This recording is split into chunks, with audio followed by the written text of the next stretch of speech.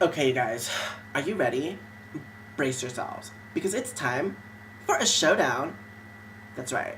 The end games have begun. This is end times. A plan has been hatched, and let me put it this way: if I'm still in this chamber, the next time you see me, that means the plan failed, and I may never get out of here. Okay, just to get you up to speed, Francicia fetched me at midnight and took me back to her chamber, and we were soon joined by Jameson, so we could hatch a plan together. And as we huddled together, speaking in hushed tones so no one would overhear us if they were eavesdropping, I looked at their excited faces in the flickering candelabra light, and I realized, wait a minute, this is the first time the three of us have ever been together at one time. And it felt so right. I mean, together, we're stronger united. And it just kills me that if I can't take them with me, like this will be the last time practically that we're ever together, just the three of us ever again. So, it's just gotta work. It's just gotta work. So here's what happened. They let me know that tomorrow night, Lord Ronson is planning another ball. This one even more extravagant and opulent than the last one. And there's gonna be a special guest of honor. More about that later.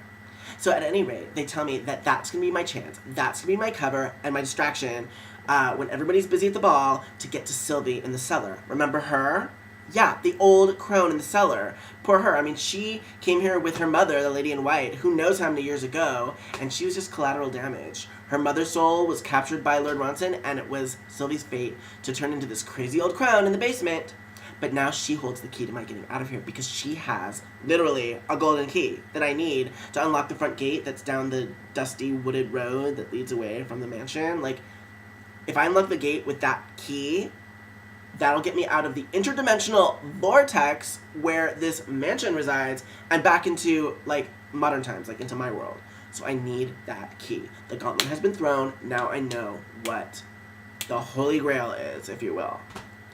So, okay, so we had our plan, so we decided to, like, split up and leave Francisia's room one by one so no one would catch on to what we're up to. So, first Jameson went. A couple minutes later, I gave Francisia a big hug, and then I was on my way. So, I was feeling my way down, like, a dark hallway, trying to get back to my chamber, just to, like, prepare myself, like, pack, but also just, like, prepare myself mentally for what's coming next. And then I passed this one door, and I heard this, like, eerie organ music coming from inside. And I was gonna keep walking, I swear, until suddenly the music stopped, and a very familiar voice, Lord Ronson, called out to me and said, Roger, won't you join me for a moment?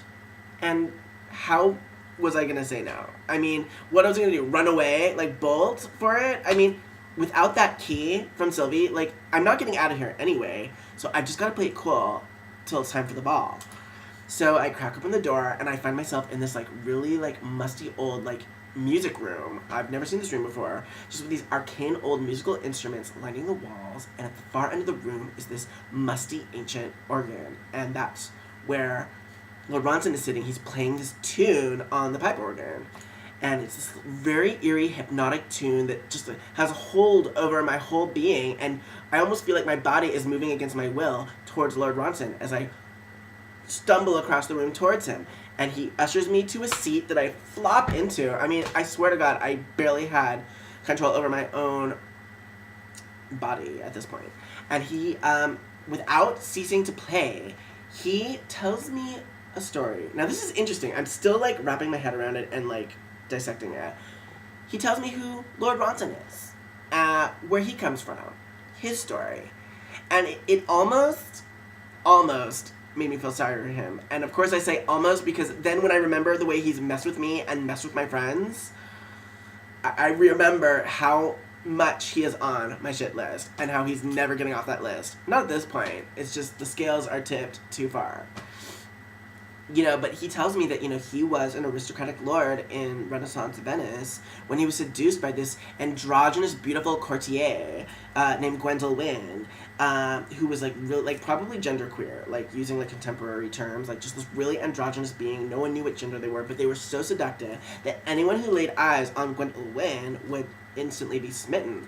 And to underscore his point, at this point, Lord Ronson gestures to the wall, and I look up to see a painted portrait of Gwendolyn Wynne.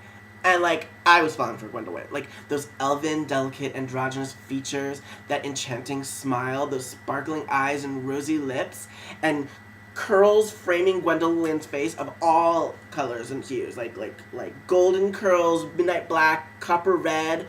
I mean, this was like an otherworldly, beautiful being of that you have.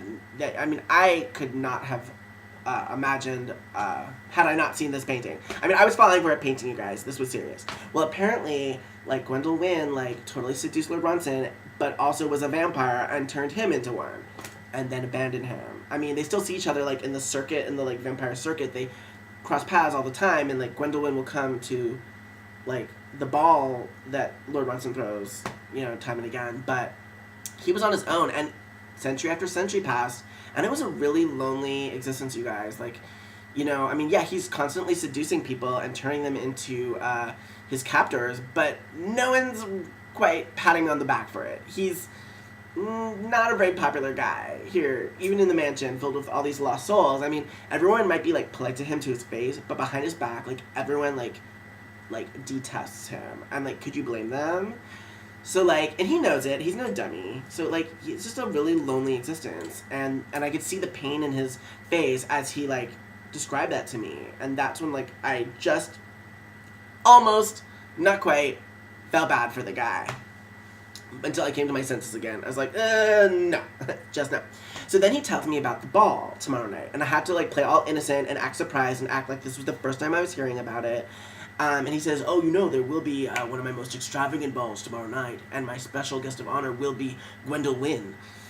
And now that was a new piece of information. And I took note, and I was like, okay, well, I mean, it's hard to believe now, but I remember a time when I was crushing hard on Lord Ronson, so God knows, you know, how I'm going to contain myself when I set eyes on the real Gwendolyn. If a painting can do that to me, I'm a little worried.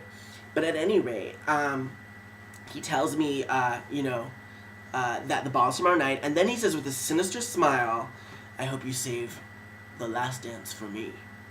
And I clocked that. I'm not sure what he means by that. Sounds pretty sinister, but I'm not going to overthink it because I have my eyes on the prize, and I'm not going to be thrown off by whatever kind of mind games he's trying to play with me. Like, last dance. Like, he can't know. He couldn't know what I'm up to because we were so careful, and we looked, like, up and down the halls, and Lord Ronson, Jimmy, and Marisha were nowhere to be found, so how could they have eavesdropped and heard our plan? So he couldn't know, unless he's just, like, vibing something off of me. So I just try to play it cool, and I'm like, oh sure, yeah, you got it, we'll hit that dance floor. And I'm just hoping for the best, and hoping he didn't like pick up on anything that any signals I'm putting it out. But no. So anyway, okay, so I just realized the sooner I get out of here, the better, out of this music room, I mean, because I'm gonna start tripping up and say something I shouldn't and get myself in trouble. So I'm like, you know, feigning exhaustion. I'm like yawning. I'm like, oh well, I'm really tuckered. Like I'm gonna hit the hay. Can't wait to see what Jimmy picks out for me to wear to the ball tomorrow. Catch you later. And then he says, wait.